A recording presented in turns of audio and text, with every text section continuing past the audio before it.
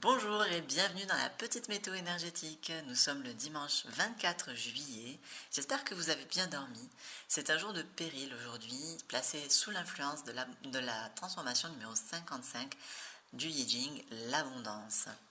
Alors pour toutes les personnes qui nous rejoignent en cours de route, vous trouverez dans les écrans de fin mais aussi dans la barre de description de la vidéo des liens vous menant aux vidéos, alors soit la version courte, soit la version longue, mais en tout cas c'est une vidéo qui va vous expliquer comment on se sert de cette météo puisqu'il y a des particularités.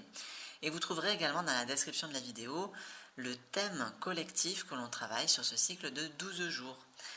Et pour toutes les autres, eh bien on va commencer tout de suite.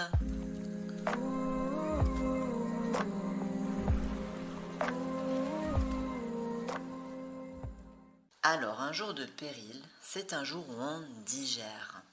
On se pose, on en a déjà fait assez, et en fait, il n'est vraiment pas très indiqué d'en faire plus, puisque on est dans un jour d'intégration où tous les changements qu'on a mis en place, le changement de vision également qu'on vient d'avoir, en fait, tout ça a été comme mis en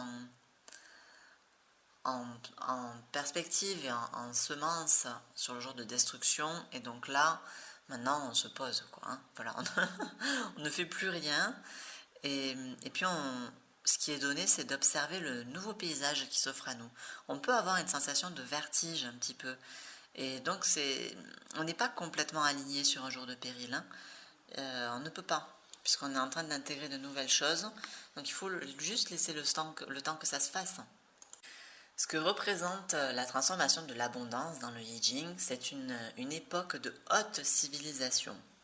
Alors, c'est-à-dire que ça redouble le sens de la fonction du jour, parce que cette fonction, en fait, son image à elle, c'est qu'on est arrivé au sommet d'une montagne, qu'on ne peut pas monter plus loin, qu'on n'a plus rien auquel s'accrocher maintenant, qu'on a détruit les hops qui nous retenaient au passé. Et en fait, on peut plus facilement tomber finalement. Voilà. Eh bien, c'est la même idée qui est dans cette transformation de l'abondance en fait. On est arrivé comme au sommet et maintenant on risque de tomber. Je dis bien on risque parce que c'est pas forcément donné. Hein. C'est juste, ok, il y a cette possibilité-là.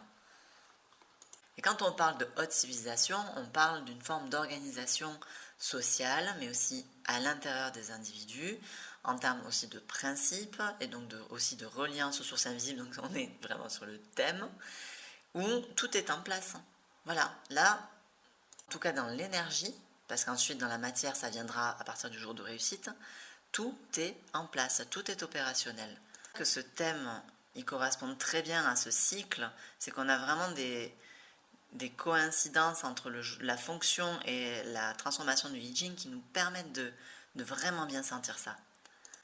Alors bien que lorsqu'on est au sommet, tout ce qu'on peut prévoir c'est peut-être le déclin, malgré ça, la vertu qui est mise en avant par rapport à ce jour dans le Yi Jing, c'est le fait de briller sans s'en inquiéter. On peut éventuellement faire preuve d'un peu de prévoyance, mais quand même, l'idée et le conseil général, c'est d'être comme le soleil de midi, vous voyez, de briller au maximum, d'incarner pleinement la vision qu'on a eue sur les jours précédents et tout ce qu'on a essayé de mettre en place, et là d'essayer de l'incarner au maximum. On n'est pas encore complètement aligné, mais on peut tendre vers ça. Et ça, c'est vraiment intérieur, parce que sur un jour de péril, là, on ne va pas poser d'action. Hein. Il est même déconseillé de faire quoi que ce soit d'important. Du coup, moi, ce que je vous conseille par rapport au thème collectif, c'est d'être vraiment dans l'observation et dans la digestion, dans la sensation de tout ce travail accompli. Et parce que le fait d'être accompagné comme ça par la transformation du Yi Jing, ça va nous permettre de prendre la mesure de cette abondance, de la civilisation que le travail qu'on a effectué jusque-là nous apporte. Il faut s'imaginer au sommet d'une montagne, devant un paysage et découvrant un paysage inconnu jusque-là. Et donc, ce qu'on a à faire, c'est d'installer notre petite chaise et d'essayer de comprendre ce qu'on voit, ce qu'on a sous les yeux. Et c'est tout. Et de bien se dire que tout ça, c'est pas parce que c'est un nouveau paysage que c'est extérieur à nous, et d'essayer d'intégrer toutes ces nouveautés, toutes ces nouvelles sensations, parce que peut-être ça se ressentira pas dans la journée. Bon, quoique, hein, quand même là. Mais en fait, c'est d'essayer de sentir à quel point on est changé, on est transformé, et de l'accepter pleinement. Et ça, c'est déjà un gros travail hein, sur cette journée. Et ça demande une attention constante. Hein. C'est pas facile de devenir quelqu'un d'autre. Ça demande de la conscience, même à cet endroit-là. Voilà, mais je vous souhaite une excellente journée, une bonne digestion. Et puis surtout, je vous dis à demain pour le jour de réussite. Merci d'avoir regardé cette vidéo jusqu'au bout.